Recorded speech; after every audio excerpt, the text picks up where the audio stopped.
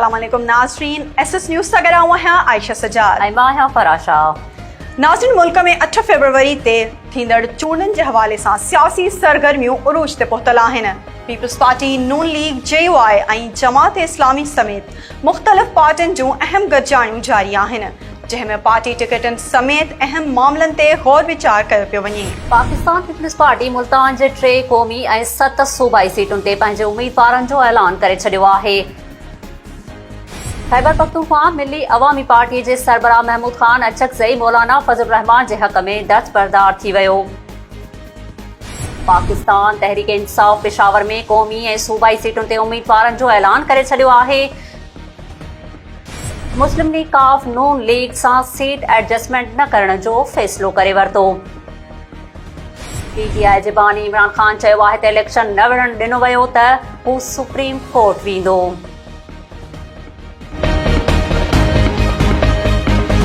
Pakistan peoples party Multan जे 3 क़ौमी ऐं 7 सूबाई सीटुनि ते पंहिंजे उम्मीदवारनि जो ऐलान करे छॾियो आहे। अॻूणे वज़ीर आज़म यूसुफ रज़ा गिलानी खे पीपल्स पार्टी तरफ़ां मुल्तान मां क़ौमी असेंबली जे तक NA 148 ते पंहिंजो उम्मीदवार नामज़द कयो वियो आहे।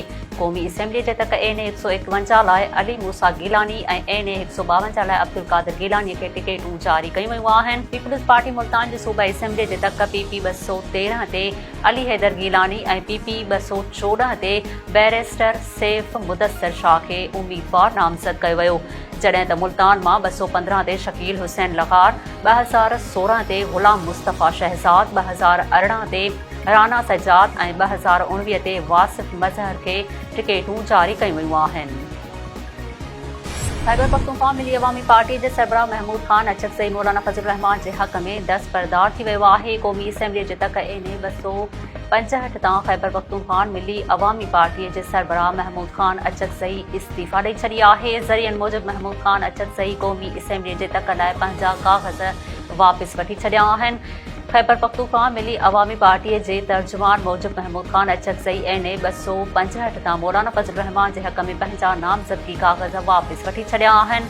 खैबर पख्तूनख्वा मिली अवामी पार्टीअ जे तर्जुमान मूजिबि महमूद ख़ान अचकज़ई पार्टी अॻुवाणनि सां सलाह मशवरे खां पोइ अहिड़ो फ़ैसिलो कयो आहे।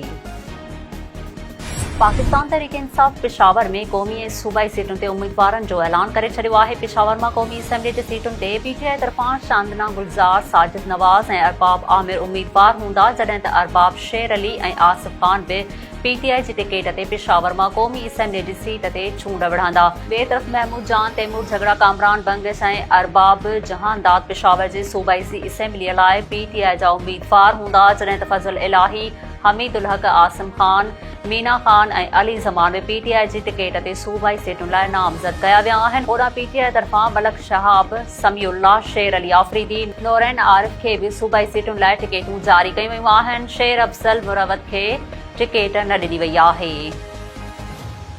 मुस्लिम लीग काफ नून लीग सां सीट एडजस्टमेंट न करण जो फ़ैसिलो करे वरितो आहे। मुस्लिम लीग काफ जे तर्जुमान मूजिबि सीट एडजस्टमेंट न करण जो फ़ैसिलो चौधरी शुजात जी सदारत हेठि थियल इजलास में कयो वियो आहे।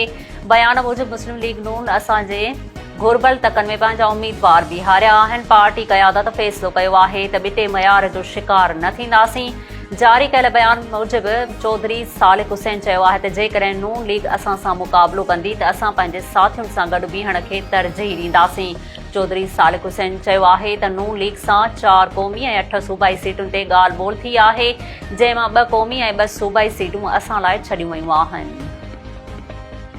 PTI जे बानी इमरान ख़ान चयो आहे त इलेक्शन न विढ़ण ॾिनो वियो त हू सुप्रीम कोर्ट वेंदो। अडियाला जेल जे अदालती अहाते में मीडिया सां ॻाल्हाईंदे इमरान ख़ान चयो आहे त नवाज़ शरीफ़, शहबाज़ शरीफ़ ऐं मरियम नवाज़ मनी लॉन्ड्रिंग केस में मुलविस आहिनि, पर खेनि गिरफ़्तार नाहे कयो वियो। सॼे कानून खे ताक़त जे ज़ोर ते ख़तमु कयो पियो वञे।